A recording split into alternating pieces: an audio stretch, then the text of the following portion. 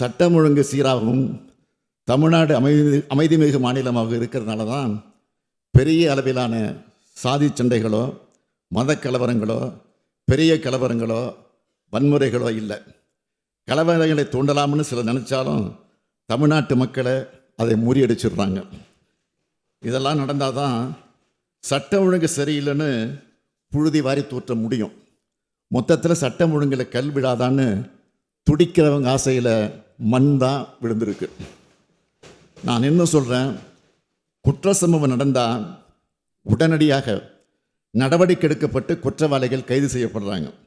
ஏதாவது ஒரு சில இடத்துல கவனக்குறைவாக சில தவறுகள் நடந்ததாக கூட அதை சுட்டி காட்டப்பட்டால் உடனடியாக அதை திருத்திக்க நாங்கள் தயாராக இருக்கிறோம்.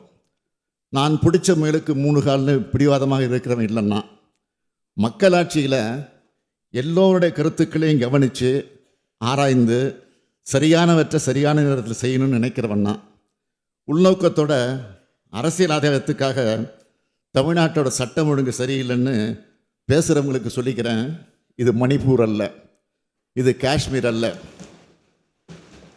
உத்தரப்பிரதேச கும்பமேளா மரணங்கள் இங்கே நடக்கலை, இது தமிழ்நாடு. அதை மறந்துடாது.